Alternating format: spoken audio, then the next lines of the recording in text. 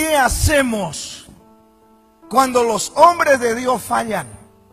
Una y otra vez escucho esta pregunta y la respuesta también, muchas.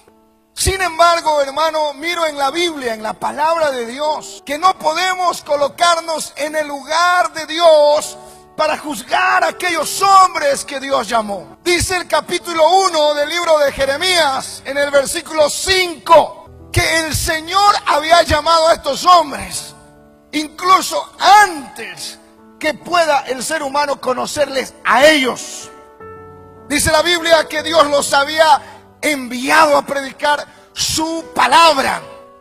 Antes que te formase, en el vientre te conocí, y antes que naciese te santifiqué, te di por profeta a las naciones. ¿Cómo podemos usurpar el lugar de Dios para vertir opinión sobre un hombre que Dios llamó? Esto es como vertir opinión sobre el hijo de la vecina o del vecino.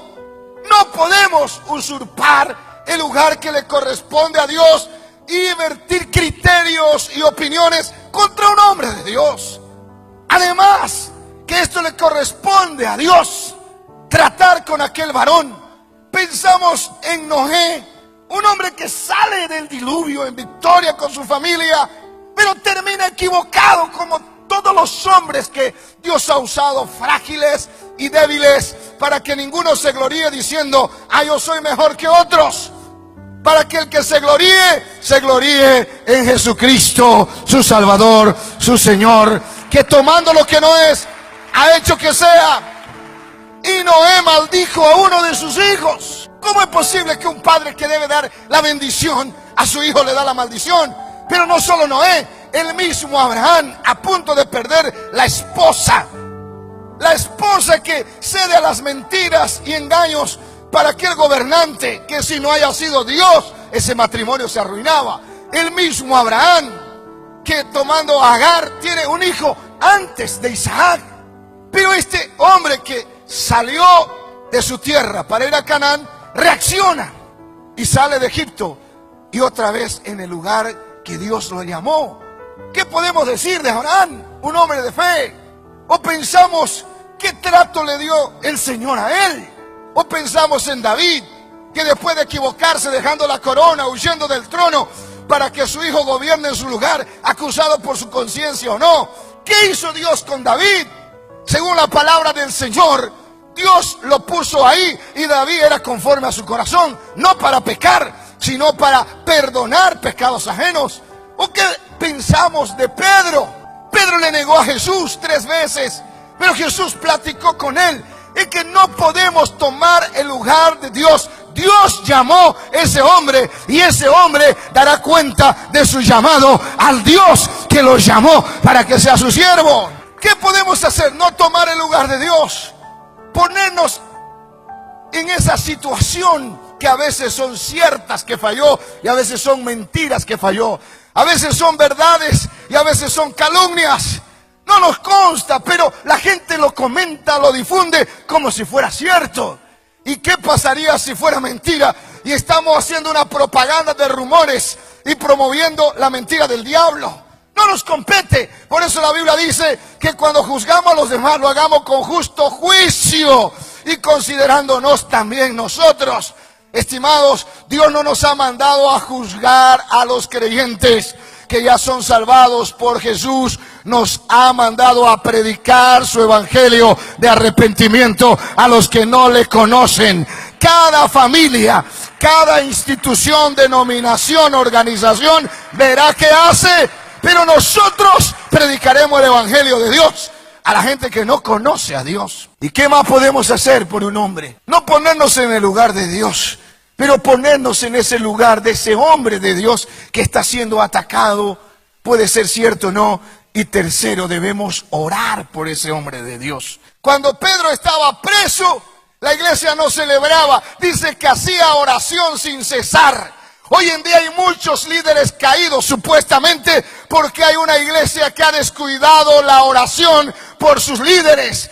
Así como la iglesia estaba orando y Dios respaldó por medio de ángeles, abriendo la cárcel para que Pedro salga y siga su ministerio, Así hoy en día la iglesia debe orar para que esos supuestos hombres caídos salgan de las cárceles donde se encuentran, sea el mundo, el pecado y otra, y sigan sirviendo al Dios que los llamó.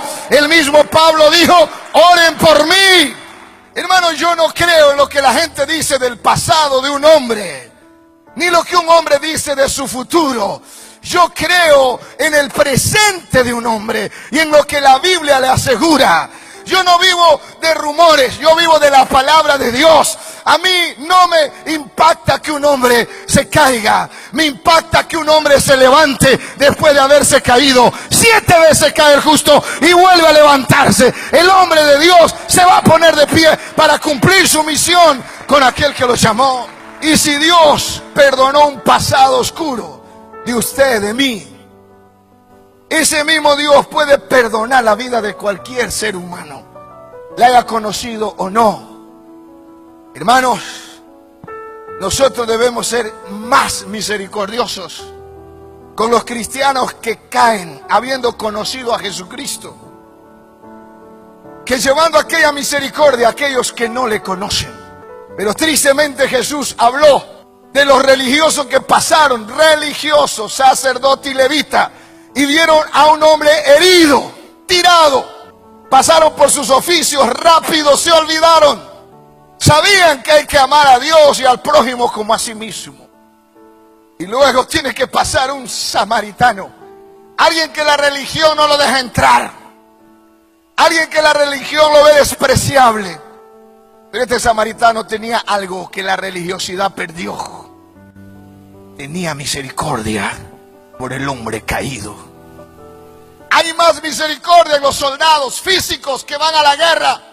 Se los alza en las batallas, se los restaura, se los condecora por haber peleado en favor de su nación. Hay más misericordia que en la propia iglesia cristiana, donde a sus caídos los olvida, donde a sus caídos los ignora. Pero este es un tiempo de visitación del cielo para restaurar, para levantar, para incorporar, para que el David que cayó vuelva al trono, para que el Pedro que negó vuelva a Jesús. Dios no termina con tu llamado, no lo hagas tú tampoco. Así que no me interesa lo que digan de un hombre de Dios, de su pasado, ni lo que él diga de su futuro.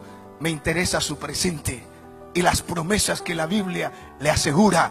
Porque la Biblia dice: el que está en Cristo, y se aplica para todos, el que está en Jesús. Ahora ninguna condenación hay para el que está en Cristo. De modo que si alguno está en Cristo, lo dice Romanos 8 y lo dice Corintios 5, el que está en Cristo ha nacido de nuevo, tiene otra oportunidad, es nueva criatura. Dice Lamentaciones: nuevas son cada mañana, nuevas oportunidades. Así que cuando pensamos en aquellas preguntas, no tome el lugar de Dios, tome el lugar de la persona. ¿A usted le gustaría que lo pasen por aquel callejón de la aflicción estando herido? Creo que no. Y ore por esa persona. Hoy quiero orar por miles y miles de líderes que ellos no tienen una respuesta, ni yo la tengo. Pero el que los llamó sí la tiene y no los ha olvidado. Que nada, nadie te haga olvidar que Dios te llamó. ¿Te das cuenta? Desde el antiguo hasta el nuevo, los que Dios llamó eran ordinarios, como tú, como yo, pero confiaron en Dios y los hizo extraordinarios para su gloria. Aleluya. Creo en el Dios del perdón, en el Dios que dijo que debes perdonar 70 veces 7. No te puede pedir el que hagas lo que Él no hace. Así que 7 veces que te levantes es poco. Puedes levantarte siempre, porque siempre tendrás la mano de Dios para apoyarte, que sigas adelante. Aleluya. Padre, bendigo a todos los hombres de Dios, mujeres que Dios llamó al ministerio, y los bendigo en el nombre de Jesús y confieso su restauración. Y confieso lo que dice la Biblia: la gloria postrera será mayor que la primera. Y confieso lo que dice la Biblia: aunque tu principio haya sido pequeño, tu postrer será más grande. Y confieso lo que dice la Biblia: que ha sido fiel en lo poco, sobre mucho lo pondrá. Creo lo que dice la Biblia: que se levantará y verá la luz de Dios y resplandecerá, porque Dios es el que levanta, el que establece, el que protege, el que promueve y el que bendice. Bendigo tu vida en el nombre de Jesucristo. Amén y amén.